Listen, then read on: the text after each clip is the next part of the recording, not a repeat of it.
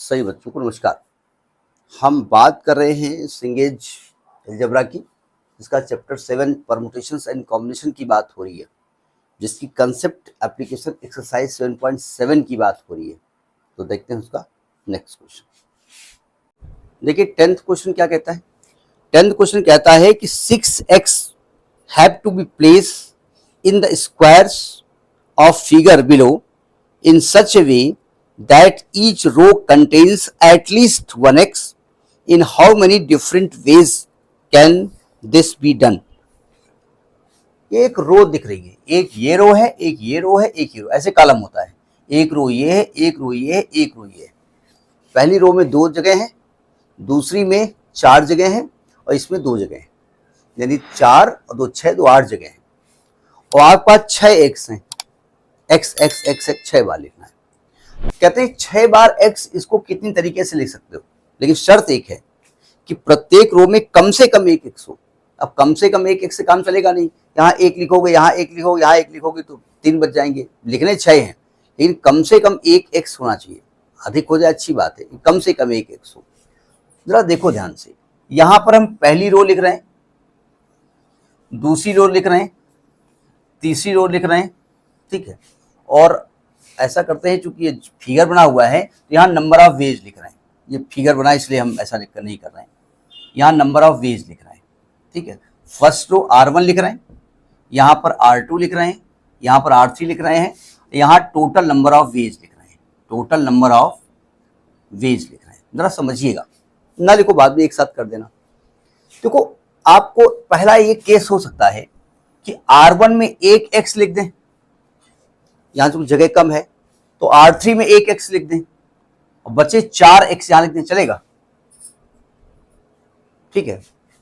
R1 में अब एक दिक्कत है, R1 में 2 लिख दें, यहाँ तो 1 लिखना जरूरी है तो यहाँ 3 लिख दें, ये भी एक कंडीशन हो सकती है। एक ये अरेंजमेंट हो सकता है, ये अरेंजमेंट से इस अरेंजमेंट से कोई मतलब नहीं है। अच्छा, R1 में 1 लिख दें और R2 में 2 लिख दें और यहाँ पर 3 लिख दें, तभी चलेगा। और कोई अरेंजमेंट बचा, 1 1 हो गया, 2 1 हो गया, 1 2 हो गया, और कोई अरेंजमेंट बचा, 4 3 3, और कोई अरेंजमेंट दिख रहा है क्या? एक इसमें 2, इसमें 1 मिनट, 1 1 2 1 1 2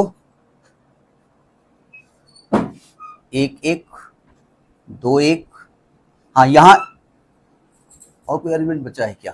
जरा दिमाग लगाइए। 1 1 1 2 2 1, हाँ 2 2 भी हो सकते हैं ना, 2 2 भी हो सकते हैं। 2 कॉलम थे ना, तो यहाँ कितने लिखोगे? यहाँ लिखोगे 2 2 4, यहाँ 2 लिख दोगे। इतने अरेंजमेंट हो सकते हैं, यानी इसमें 1 लिखें, इसमें 1 लिखें, इसमें और बच्चे लिख दें, इसमें 2 लिख दें, इसमें 1 लिख दें, इसमें 1 लिख दें, इसमें 2 लिख दें, या दोनों में 2 2 लिख दें, तो बचा हुआ इसमें लिख दें। तरीका समझ में आई नहीं आया?